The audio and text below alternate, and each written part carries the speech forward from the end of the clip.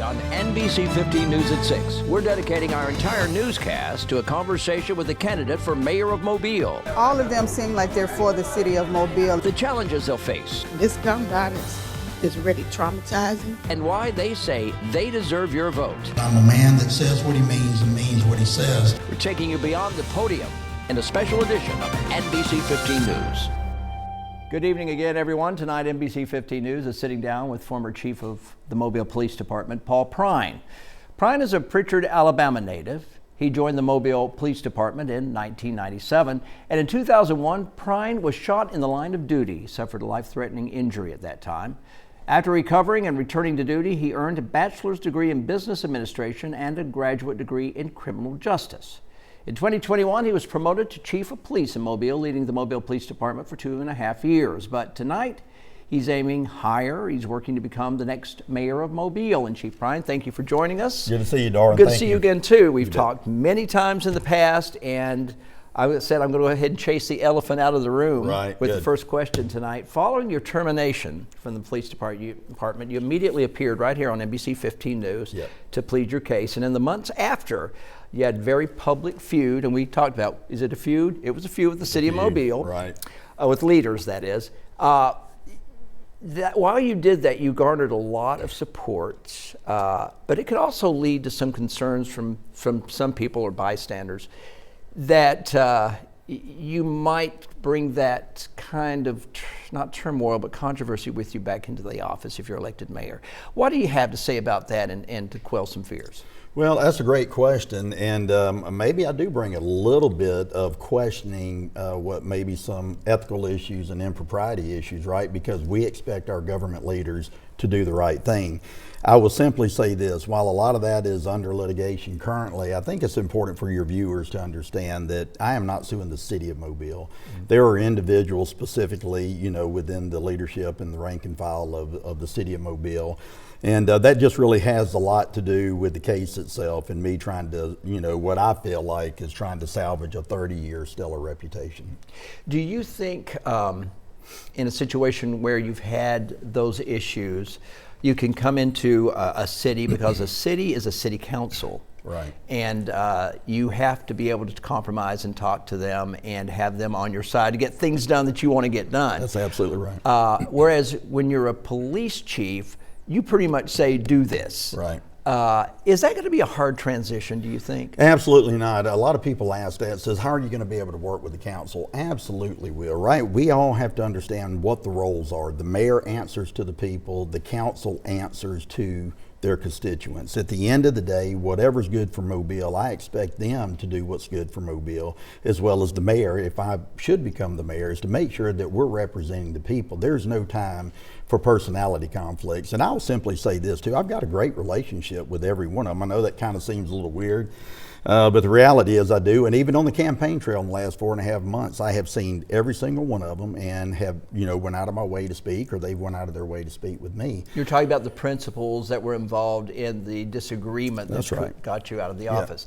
So you are being diplomatic in that respect, even though there's still a lot of, I'll call it baggage, because you're having to drag that around behind you. I mean, we're talking about it now. Well, you're talking about baggage. I don't see it as baggage. I see it as calling out leadership. When leadership's right, we support it. When leadership is wrong, we absolutely, as the people, not only leaders in government, the public should call us out for making sure that we're doing the right things for the people, by the people, which is what we are elected to do, whether we're the council or whether we're the mayor. What's the question that people keep asking you when you go out about this? I mean, do they bring this up or do they look at other things?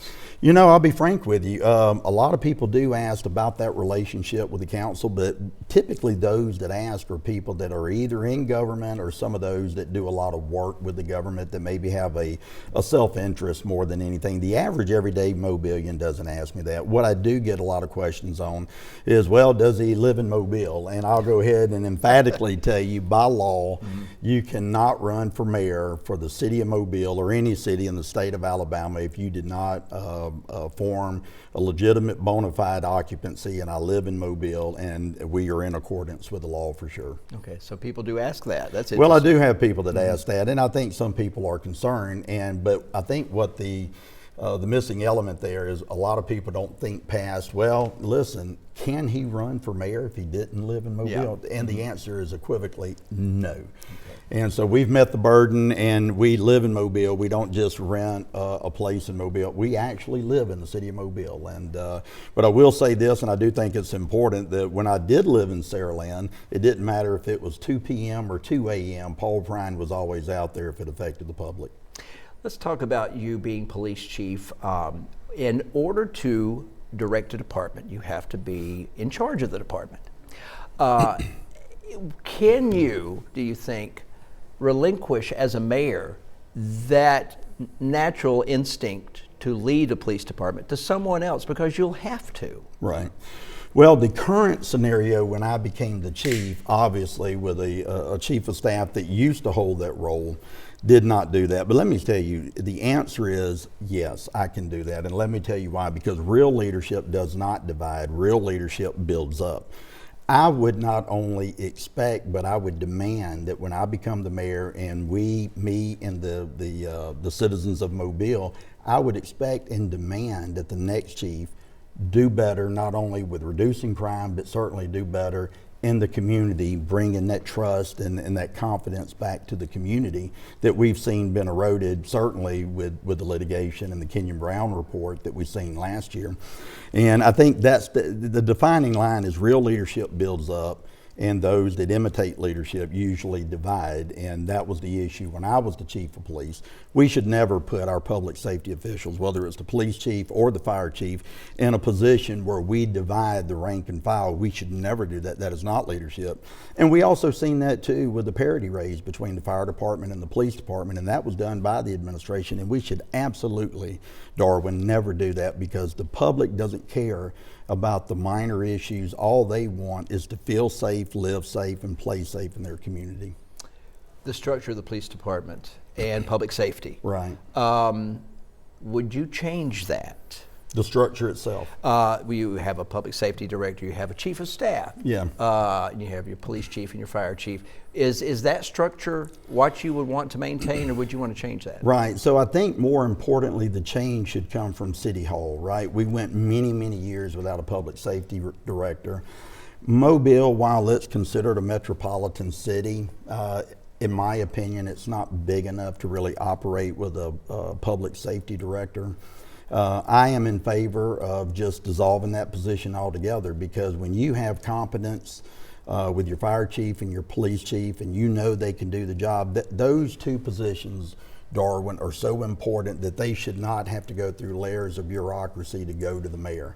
I experienced that firsthand, and my commitment to Mobile is we're too top heavy. The police chief and the fire chief no doubt should have a direct line to the mayor for any of the pressing issues that we deal with when it comes to public safety. Next mayor will choose a new fire chief. Your thoughts on that? Well, I would certainly be involved in that if I was the mayor, and I would work with the rank and file of the fire department, and certainly work with the community. You know, I know Mobile is so diverse, especially in its demographics. You have to include the community in that selection process, but we shouldn't forego those things that the rank and file need, and certainly what they're looking for in the way of support and backing their officers. You've got a very tight group of people supporting you. I mean, you've got a very vocal group. When I go to the forums, they're very vocal, and they're very dedicated. How do you reach out beyond them? I mean, this is obviously one way, but you don't have to sell to the hometown crowd because you've already got them. Right. But how do you reach out beyond those people that are so fervently for you? Yeah, so what I would just encourage people to do is just go to my Facebook page, Prine for Mayor. And I think you'll see that we have momentum. And so while it may be one perception, you say, well, you got this group of people, make no mistake about it, I have an army of volunteers. And I would add that the fact that these volunteers are not being paid like they are on other campaigns, whether it's door knocking, going through the neighborhoods, you know, sign waves, or making phone calls to constituents in the community. They're absolutely 100% volunteers. And so I think it's resonating with the people, whether it's social media. We've released certainly a commercial. We have found our biggest success on certainly on Facebook and social media. I'm the old guy now, but that apparently is where the fight light is at. And I'll just simply say this: the other candidates will not, cannot, they're not going to outwork me. And I think by the end of August the 26th, or the night of, when it's election time, we'll find out if work overcomes maybe sometimes the lack of resources or money in that regard. Very good. Okay, we're going to take a break right now. We'll be back with mayoral candidate Paul Prine in just a moment. We got a lot more to talk about, so stay with us.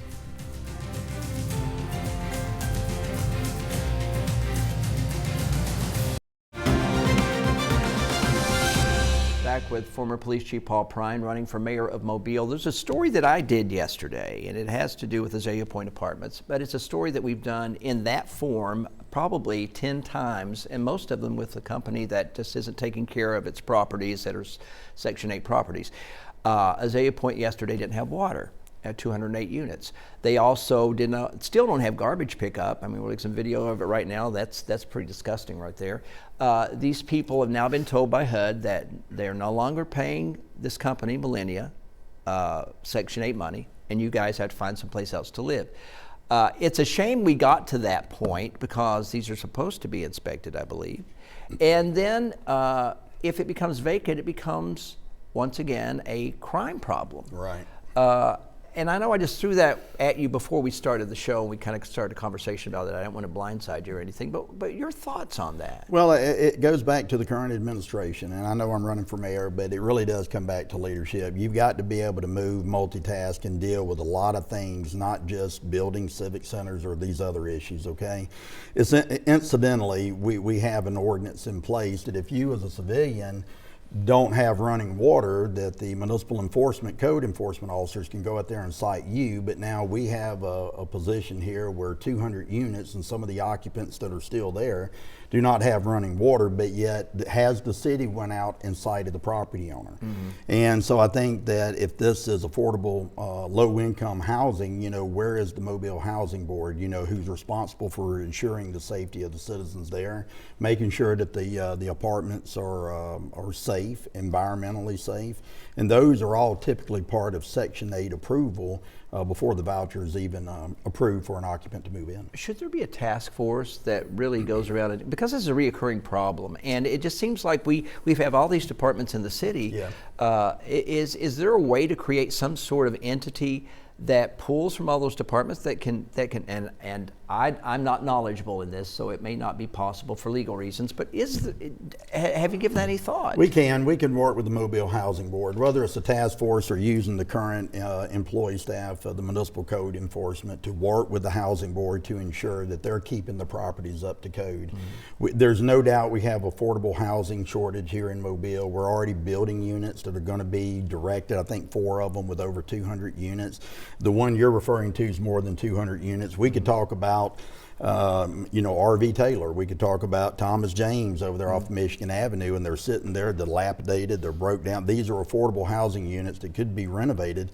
And I know prior to 2010, 2012, the federal HUD system came in and said, look, we want to go with a different model. And I'm not necessarily opposed to the model that they have, but I would rather see children, especially in the low income range, be able to play in green spaces that we did have at one time for them versus parking lots of some of the apartment complexes that are being built. Let's talk about something that you said. We've been talking about in the newsroom. You said the other day, in spite of all the disagreements, there are things that you do appreciate from the last or the current administration. There are some things that they've done that you do approve of and would like to continue. What are some of those things? Well, listen, so some of the things are, and I've always said this, and I've said it from day one, everybody thinks there's a lot of animus. There's no animus with me. My hands are clean. My hands, I always tell people is that I was not directly involved in anything nefarious, unethical, or certainly improper or criminal. But the reality is Sandy did a really great job, especially with some of the infrastructures. I mean, look at Broad Street, look at Hank Aaron Loop, just for example. Yep. Look at the area where he lives up on Spring Hill. I mean, the infrastructure in many regards, the lighting is fantastic. The last 4.5 years has been marked with a lot of controversy. A lot of that has to do with the new chief of staff that took over from the old chief of staff. And since then, Darwin, I always tell you, don't take my word for it, go look at the receipts. But in the last 4 years with the new chief of staff, which everybody had had to go through. We had to, I mean, you look back, we've been through 4 police chiefs, 4 now with a new chief that's been there 2 years retiring and is not even averaging up his retirement. Now you got 4 fire chiefs, and then we've been through 3 finance directors. That is problematic. That's not stable. I would like to see personally all the districts kind of emulate and do what Sandy did in the first 8 years when it comes to some of the development, the lighting, especially that he was able to accomplish in the area that he lives in Spring Hill. We need to see more of that. You know, we talk about revitalizing the bottoms, the campground, some of these other places that are kind of ran down. DIP, for example, you know, we got one of my opponents lives in DIP, and you know, she says that she sends the money to the schools and she's going to do this when the mayor. But the reality of it is you've been in office in some form or capacity for 20 years. You didn't need to be the mayor. You didn't need to be the city councilor. And I just think it's time that we stop talking about it and do it. These are the things that people want. The infrastructure is certainly one of the fundamental roles of what government is supposed to do. And I would certainly continue down that path. Another question I have for you here, as former chief of police, it's surprising. It's not surprising that your top priority is safety, of course. The mayor has the role of addressing violent crime in the city. What steps would you immediately take to make this a safer city? Well, I'm not going to lie to the people of Mobile and say we're going to be the safest city by 2020 or by 2028 or 2030. We did it. We had the single best year in crime reduction in 23 since 1988, a 38-year low.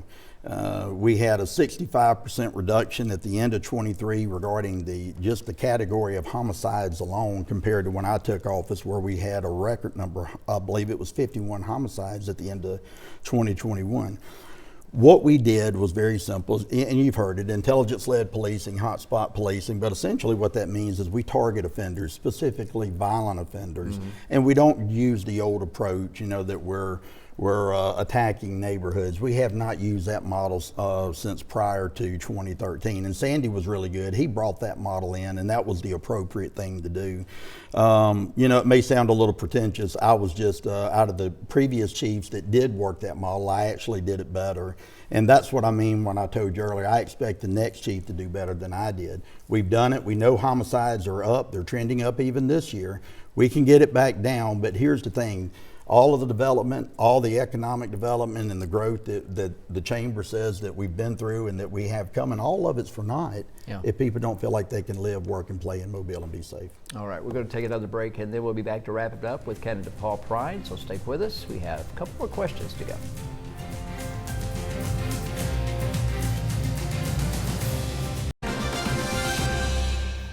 Back with Paul Prine. And Paul, if somebody has a question that I did not get to, and these half hours go very quickly, how can they reach out to you? The quickest way to do it is simply go to Facebook, Prine for Mayor, and I personally answer, along with my team, any questions that come in through Messenger. You really utilize Facebook a lot, don't you? I do, and it has been a thing for us older guys. Yeah. You know, I've become a mother with technology, but the reality is Facebook is what I'm told by the younger people. It's for the older people, and the older people certainly vote, and we've done very well with it. Yeah, that's true. I get that a lot too. Oh, you're on Facebook, of course. Right. Hey, the last question we always ask every candidate is, Mayor Stimpson ran on a campaign of One Mobile. What does One Mobile mean to you? That is an excellent question, and One Mobile is being inclusive with everybody. We don't always have to agree with lifestyles or people's culture. You know, there's things about the Hispanic culture that I'm from, or my wife's culture that I don't necessarily like, but One Mobile to me means that accepting everybody as who they are, give everybody an opportunity to sit at the table. And my commitment to Mobile is to allow everybody to come to a table for Mobile and say, this is where we want Mobile. It's one thing for me to have a vision, or any other candidate to have a vision, but the reality of it is this is Mobile's town, and my commitment is to return the government back to the people. It's up to Mobile to decide what Mobile they want, and if they choose Paul Prine, they can certainly believe that I'm into being inclusive, and certainly diversity is a part of that. You sound just like a candidate for mayor. All right. Well, we'd like to thank former Mobile Police Chief Paul Prine for joining us in this special edition of NBC 15 News. Now, if you missed any of our conversations with the candidates so far this week, you can find the full newscasts on our YouTube channel and on our website, mynbc15.com. And our week taking you beyond the podium is not over. Tomorrow night, we're sitting down with County Commissioner Connie Hudson so you can get to know your candidates. I want you to tune to NBC 15 News at 6 o'clock. And you can vote for your choice of mayor of Mobile Tuesday, August 26th. Be sure to check your polling location on the City of Mobile's website. Several locations have been moved for this year's election, and that's no matter what city you're in. It's a good idea to do that. All right, Paul, once again, thank you so much. Thank you. Glad I having appreciate you. All right, and we will turn it back to you. Let's toss it to, we're going to do a little weather here. All right, let's do a little bit of weather. We do have some storms out there, Tom. All right, Darwin. Yeah, we are tracking some showers and storms out there this evening. So if anybody does have any evening plans, just continue to keep a watchful eye in the sky. But one thing that you will notice on the radar is that things are beginning to calm down. And as we move into the evening hours, the chance of wet weather will continue to gradually go down. Only 10% chance by the time we move into the overnight hours. So we're looking at a pretty typical summertime pattern with afternoon showers and storms gradually fading as we move into tonight. Now, as we look at your 7-day tracker, you look at Friday, looking at just a slight 20% rain chance, mainly associated with the sea breeze. So if you have any outdoor plans, our Friday looking pretty good. Highs right around 90 degrees. Moisture will start to increase as we move into this upcoming weekend. I'm still not anticipating any all-day washouts for our Saturday and Sunday. Then as we move into early next week, just a slightly higher rain chance thanks to some moisture arriving from our southeast before we're back to a typical summertime pattern as we turn the page into the second half of next week. And just really quickly checking in on the tropics, there are a couple things to watch out there, but as of right now, no foreseeable concerns along the Gulf Coast. Hopefully it continues to stay that way. Darwin? All right, thanks for watching this special edition of NBC 15 News at 6 o'clock. We'll be back tonight at 10. And you can also watch this on Facebook, YouTube, and we'll have a recap of this conversation tonight on our 10 o'clock news. We'll see you then.